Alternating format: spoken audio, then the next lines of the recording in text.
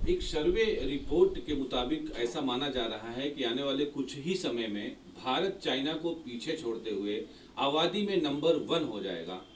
तो आप इसे किस नज़रिए से देखना चाहेंगे और ये कितना बड़ा घातक होगा आने वाले भविष्य में भारत के लिए? मैंने जैसा कि बहुत बार इस बारे में आप लोगों से चर्चा की, बताया भी कि जिस तरीके से भारत देश में संतुलन बिगड़ रहा है, जिस तरीके से यहाँ पे हिंदुओं की आबादी कम हो रही है और एक विशेष समुदाय जो मैं कहूँ मुसलमानों की जनसंख्या इस देश में निरंतर बढ़ रही है, ये आने वाले समय में भारत की त्रासदी बोलूँ या ना बोलूँ, मगर हिंदुओं की त्रासदी यहाँ पे तय है। हिंदुओं को अपने बारे में विचार करना पड़ेगा कि आने वाले समय में हमारे साथ क्या हादसे होंगे।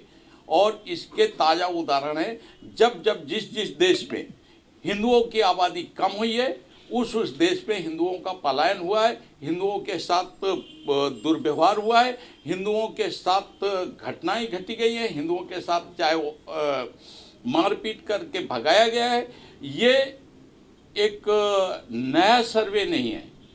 आपको मैं बताना चाहूँगा, हमारा जो आर्यवर्त, भारत तो एक खंड था, आर्यवर्त इंडोनेशिया, इराक, ईरान से शुरू होता था और हमारा तिब्बत, भूटान, नेपाल, श्रीलंका तक होता था। मगर जिस तरीके से यवनों की आबादी वहाँ पे बढ़ी, यवनों ने हिंदुओं के साथ, बौद्धों के साथ, जैनों के साथ, सिखों के साथ जिस तरीके से अत्याचार किया और उनको या तो कन्वर्सन के लिए मजबूर किया या तो उनको वहाँ से पलायन करने के लिए मजबूर किया। इसलिए मैं भारत सरकार से बार बार अपील करना चाहूँगा कि आप इस मुद्दे पर ध्यान दें और कठोरता से एक नियम का लागू करें ताकि इस देश में वो घटनाएं अब ना हो। क्योंकि हिंदुओं के पास पहले भारत का एक खंड था जहाँ पे उन्होंने उन देशों को छोड़ करके यहाँ पे बसे, मगर आने वाले समय में हिंदुओं के लिए कोई देश नहीं है। इसलिए भारत सरकार को कठोर नियम लागू करना पड़ेगा जनसंख्या नियंत्रण के लिए, खास करके मुसलमानों के लिए।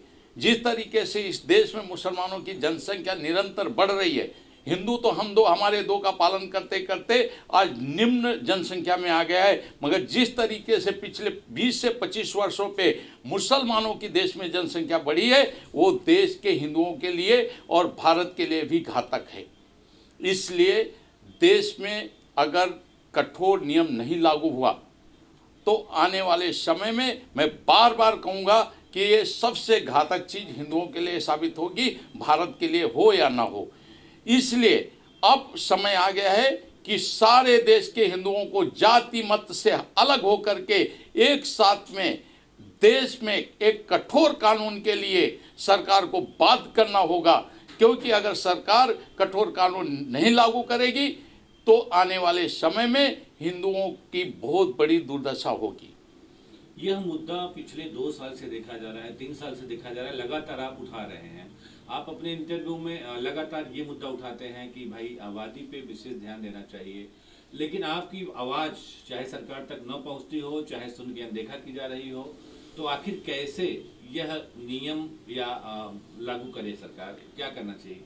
देखिए, कभी भी एक व्यक्ति की आवाज़ चाहे वह पहुँचे या ना पहुँचे, मगर जब देश के सभी नागरिक, सभी हिंदू जन समुदाय इस साथ में एक साथ इसके विरोध में संगठित होकर के एक बड़ा मोर्चा निकालेंगे, तब सरकार को मजबूरन इसके खिलाफ एक कानून बनाना पड़ेगा।